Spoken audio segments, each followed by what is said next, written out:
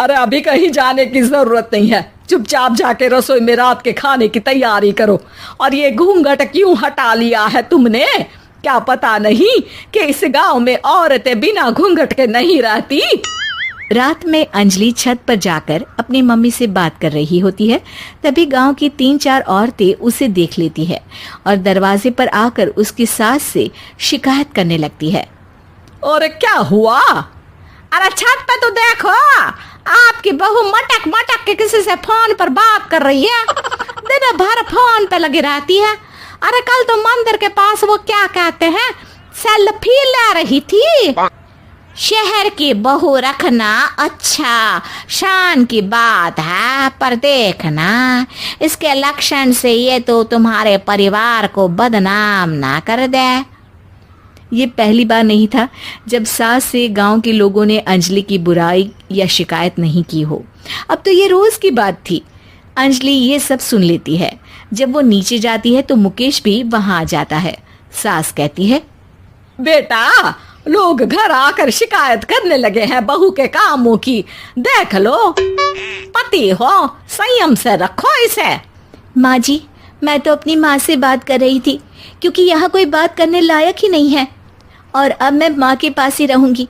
वहाँ क्या रहना, वहाँ बाहर के लोग तो ठीक है, पर घर के लोग भी इज्जत ना दे सके। अरे नहीं नहीं अंजलि, ऐसा नहीं है, धीरे धीरे सब ठीक हो जाएगा, तुम फिक्र ना करो।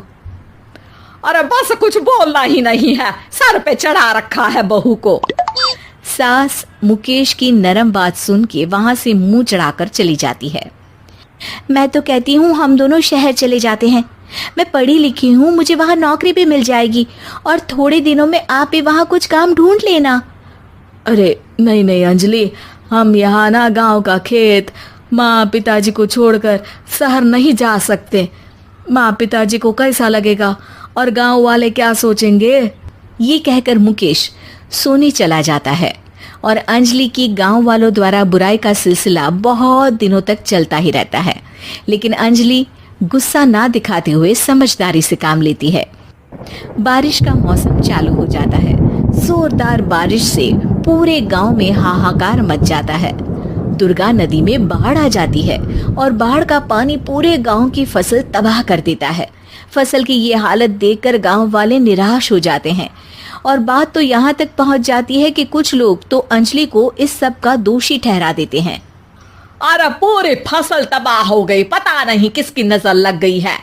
अरे जब से चौधरी परिवार में ये शहर की बहू आई है ना, तब से ही गांव की शांति चली गई है। इसके कर्म कांड से माँ दुर्गा नदी भी खुश नहीं है। ये सब सुनकर बेचारी अंजलि रोते हुए अपने घर चली जाती है। कुछ दिन बाद सभी गांव वाले अपनी फसल का मुआवजा लेकर अपने अपने घर आते हैं। मुकेश भी 1500 लेकर आता है। अंजलि को जब पासबुक दिखाता है तो अंजलि हैरान हो जाती है। अरे ये पासबुक में तो उन्होंने 4000 की एंट्री करी है और आपको सिर्फ 1500 दिए। सच में? अरे वो सरकारी अफसर आपको बेवकूफ बना रहे हैं। सरकार की तरफ से हमें 4000 मिले हैं, लेकिन बाकी का सारा पैसा खुद ही खा रहे हैं। आप लोग के अनपढ़ होने का फायदा उठा रहे हैं। ये सब सुनकर मुकेश परेशान हो जाता है, लेकिन अंजलि उसे हिम्मत से काम लेने को कहती है और सुबह होते ही मुकेश को पंचायत कार्यालय ले जाती है और साथ में गांव के और लोगों को भी। आप सरकारी बाबू क्या गांव के लोगों को बेवकूफ समझते हैं? आपको क्या लगता है ये पढ़े लिखे नहीं है तो आप कुछ भी मनमानी करेंगे? ये बेचारे दिन रात इतनी मेहनत करते हैं, ये हमारे अन्नदाता हैं और आप इनके साथ ऐसा धोखा करते हैं। अरे क्या बके जा रही है ये लड़की, किस धोखे की बात कर रही है?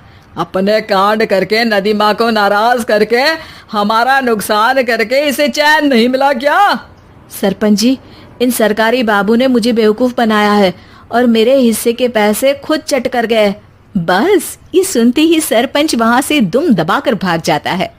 पता चलता है कि जनपद अधिकारियों ने गांव के सरपंच के साथ मिलकर सबके साथ धोखा किया है।